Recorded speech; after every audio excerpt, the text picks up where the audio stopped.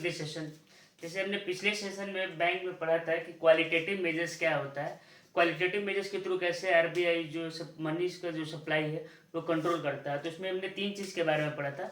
अगर आपने इस वीडियो को नहीं देखा तो जाकर वीडियो को देख लीजिए, ठीक है। इस सेशन में हम देखेंगे कि बैंक जो है वो हमारे ही पैसे से कैसे पैसा बनाता है और उससे प्रॉफिट कमाता है, ठीक है। तो ये सारा का सारा जो प्रोसेस होता है वो कैसे होता है इसको समझने की कोशिश करेंगे, ठीक है। बहुत ही इजी और बहुत सिंपल लैंग्वेज में आपको समझाने की कोशिश करूँगा। तो वीडियो स्टार्ट करते हैं, ठीक है, और समझते हैं कि कैसे जो है वो कमर्शियल बैंक जो है मनी क्रिएशन करता है, क्या क्या प्रोसेस होता है। देखिए बैंक का फंक्शन क्या है, सबसे पहले वो हमारा जो पैसा होता है उसको डिपॉजिट्स जो होता है उसको एक्सेप्ट करता है, ठीक है। उसके बाद क्या करता है वो हमारे पैसे का कुछ जो परसेंटेज है वो एज ए रिजर्व रख देता है, ठीक है। ये एज्यूम करता है कि सारा का सारा जो पैसा पब्लिक जो डिपॉजिट किया हो वो एट ए टाइम वो विड्रॉल नहीं करेगा, वो उसका कुछ अमाउंट जो है कुछ परसेंटेज ही बस विड्रॉल करेगा। तो इसलिए वो सीआरआर के फॉर्म में एक मेंटेन करके रख देता है। फिर क्या करता है जो भी पैसा बच जाता है बैंक उसको वो पैसा को लेंड करता है, ठीक है, वो लोन देता है जिसको रिक्वायरमेंट होता है, ठीक है। तो और जो भी लोन होता है उसको कैश के फॉर्म में ना देता है, उसको क्रेडिट करता है बैंक एंट्री के फॉर्म में, जिसको हम लोग सेकेंडरी डिपॉजिट्स के नाम से जानते हैं, ठीक है। तो इसके बारे में एक एक करके अच्छे से समझते हैं। देखिए सबसे पहले क्या करता है कि बैंक एक्सेप्ट करता है डिपॉजिट्स को पब्लिक से, जिसको हम लोग बोलते हैं प्राइमरी डिपॉजिट्स के नाम से जानते हैं, ठीक। बैंक जो है वो प्राइमरी डिपॉजिट्स का कुछ पैसा जो है वो एज ए रिजर्व के फॉर्म में, जिसको हम पहले भी बता चुके हैं सीआरआर के फॉर्म में रखता है, ठीक है। और जो भी पैसा बचता है उसको बैंक क्या करता है वो पैसा को लेंड कर देता है, लोन दे देता है, ठीक है। तीसरा पॉइंट देखते हैं कि bank does not lend money in the form of cash but by the credit entry known as secondary deposits. मतलब बैंक जो भी ट्रांजैक्शन करता है in the process of money creation वो पैसा जो एक दूसरे के अकाउंट में जो क्रेडिट होता है, जो जिसको लोन देता है वो कैश के फॉर्म में ना देता है, वो उसको क्रेडिट करता है, उसके अकाउंट में पैसा को क्रेडिट करता है, जिसको हम लोग सेकेंडरी डिपॉजिट्स के रूप में जानते हैं, ठीक है, जिसको हम सेकेंडरी डिपॉजिट्स के नाम से जानते हैं। ये जो होता है एक बेसिक फंक्शन है बैंक का, ठीक है।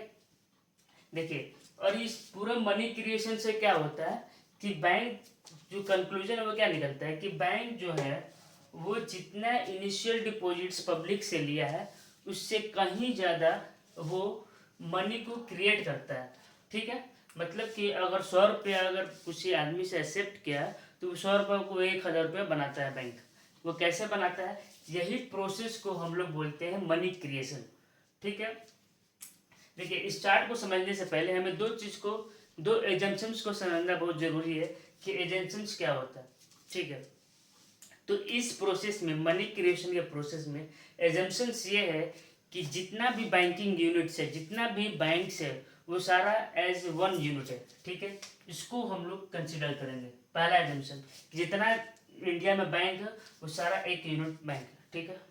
दूसरा प्रोसेस, जितना भी रिसिप्ट होगा, जो रिसिप्ट होगा या जो भी पेमेंट होगा वो बैंक के ही थ्रू होगा, सारा का सारा पैसा जो सर्कुलेशन होगा वो बैंक के ही थ्रू सर्कुलेट करेगा, ठीक है।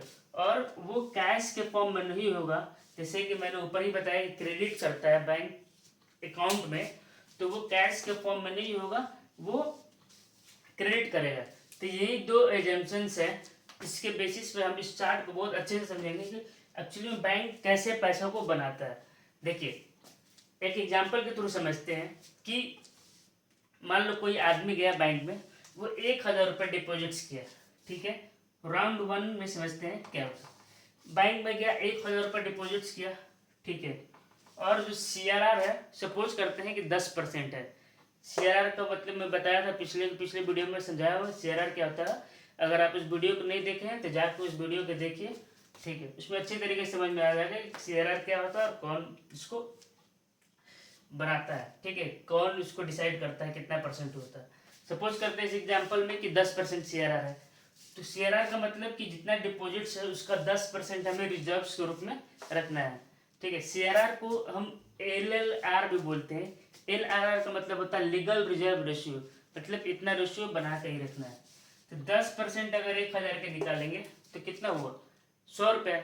बैंक जो है 1,000 का 10% वो CRR के फॉर्म में रखेगा, और बाकी मैंने क्या बोला है कि लोन दे देगा, तो लोन्स कितना दे दिया, 900, ठीक है, 900 जो है वो लोन दे दिया। अब क्या होगा, ये लोन जो होगा वो कैश के फॉर्म में नहीं होगा, वो जो बैंक है वो क्रेडिट करेगा किसी के बैंक के अकाउंट में, ठीक है। तो यहाँ से ये क्या किया, क्रेडिट कर दिया, तो राउंड 2 में वही पैसा फिर क्या होगा, सर्कुलेट होगा, क्योंकि बैंक के पास आया है, ठीक है, कैश का फॉर्म तो है नहीं। तो फिर बैंक क्या करेगा, इसका भी 10% जो है वो एज ए रिजर्व बनाएगा। 10% 900 कितना होगा, 90 रुपीज होगा। फिर जो है रिमेनिंग अमाउंट को वो क्या करेगा, लोन दे देगा। तो 810 रुपये का फिर क्या क्या 810 रुपीज को वो फिर से लोन दे देगा। फिर ये बैंक कैश के रूप में ना देगा, बैंक के रूप में देगा। तो बैंक में ही तो डिपॉजिट्स हो रहा है एक तरीके से। तो फिर बैंक में डिपॉजिट्स हुआ तो फिर बैंक क्या करेगा, फिर रिजर्व बनाएगा 10%, फिर रिजर्व बनाया। फिर उसको जो इसमें से 810 में से 81 माइनस करेंगे तो 729 रुपीज जो है फिर बैंक जो है वो लोन देगा। फिर वो लोन कैसे देगा, कैश के फॉर्म में बैंक की एंट्री के फॉर्म में देगा, कैश के फॉर्म में नहीं देगा। इसी तरीके से ये प्रोसेस चलते रहेगा, चलते रहेगा, चलते रहेगा। तब तक ये प्रोसेस चलेगा जब तक कि कैश रिजर्व जो है वो इनिशियल डिपॉजिट्स के इक्वल नहीं आ जाए, ठीक है। ये मनी क्रिएशन का प्रोसेस तब तक चलेगा जब तक कि ये CRR जो है वो इनिशियल डिपॉजिट्स के बराबर ना आ जाए, ठीक है। ये समझ में आ गया आपको कि ये कैसे प्रोसेस चलते रहता है। यहाँ पे 10,000 रहता है तो यहाँ पे 1,000 रिजर्व होता है। इसी तरीके से प्रोसेस चलते रहता है, चलते रहता है, चलते रहता है, ठीक है। अब देखिए इस चार्ट से ये कंक्लूजन क्या निकलता है कि जो भी टोटल डिपॉजिट्स होगा, ठीक है, वो कितना होगा, 10 टाइम्स ऑफ इनिशियल डिपॉजिट्स। इसको समझने से पहले हम पहले क्रेडिट मल्टीप्लायर के बारे में समझते हैं। देखिए क्रेडिट मल्टीप्लायर्स का मतलब होता है कि जितना हमारा अमाउंट है वो कितना बैंक उसको क्रिएट करके बना रहा है, कितना गुना मल्टीप्लाई, मतलब क्या कितना मल्टीप्लाई कर रहा है। बैंक के पास क्रेडिट कितना आया था 1,000, अब कितना बना दिया 10,000, तो कितना गुना ज़्यादा बनाया है, 10 गुना ज़्यादा। इसी को क्रेडिट मल्टीप्लायर कहते हैं।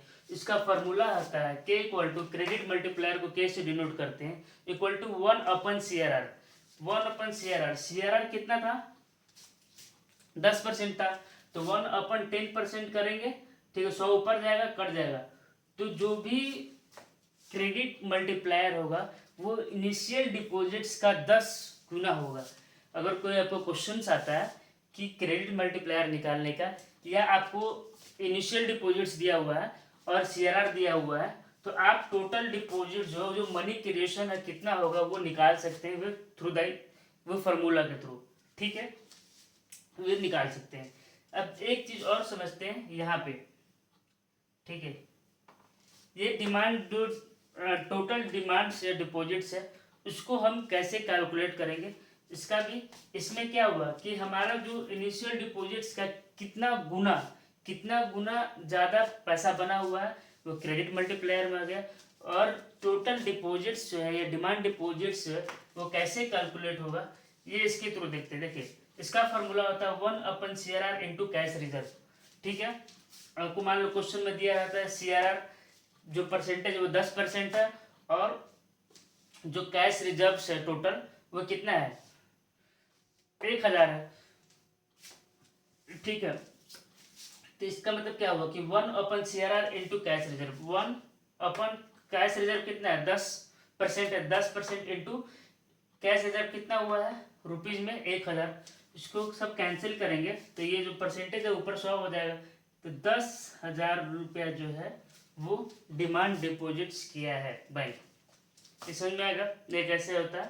देखिए आप इजीली से समझ में आ जाएगा। अगर CRR दिया रहेगा तो इनिशियल डिपॉजिट्स कितना हो जाएगा इसके बराबर हो जाएगा, ठीक है। अगर आप बस क्रेडिट मल्टीप्लायर के थ्रू भी लगाएंगे तो क्या होगा 10 गुना हो जाएगा यहाँ से, ठीक है, तो 10 गुना हो जाएगा तो कितना हो जाएगा 10,000 रुपये। ये कैसे होता है देखिए, किया, फिर यहाँ से ऐसे जाएगा, ऐसे जाएगा, फिर ऐसे जाएगा, ऐसे जाएगा, यही प्रोसेस पूरा चलते रहेगा जिग में। ठीक है, यहाँ से डिपॉजिट से आया, यहाँ पर लोन दिया, ये जो लोन है फिर डिपॉजिट से जाएगा, फिर लोन जो शेयर निकाल देंगे तो फिर ये डिपॉजिट्स, ये लोन हो जाएगा, फिर ये जो है डिपॉजिट्स हो जाएगा, फिर उसका कुछ परसेंटेज। इस तरीके से बैंक जो है वो पैसे को क्रिएट करता है। अब देखिए इससे क्या मेरा कंक्लूजन निकलता है, कंक्लूजन ये निकलता है कि टोटल डिपॉजिट जो होगा वो कितना गुना होगा इनिशियल डिपॉजिट्स का। जैसे हम क्रेडिट मल्टीप्लायर से निकाल लिए 10 गुना ज़्यादा। ठीक है, जितना सीआरआर का रहेगा उसका इतना गुना ज़्यादा इनिशियल डिपॉजिट्स का होगा। दूसरा देखते हैं कि 10 times of the value of the money multiplier, जितना जो है ये मनी है उसका 10 गुना ज़्यादा जो है वो मनी मल्टीप्लायर होगा।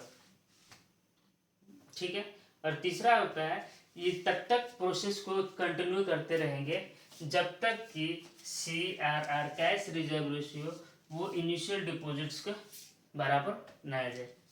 ठीक है, होप कि आपको ये पूरी तरीके से समझ में आया होगा।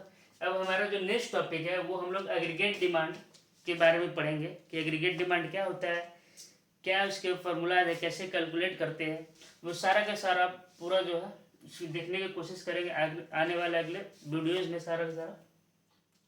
अगर आप वीडियो आपको अच्छा लग रहा है तो इसको ज़्यादा से ज़्यादा शेयर करें ताकि लोगों तक पहुँचे। ठीक है, ओके, ठीक है, thank you so much guides.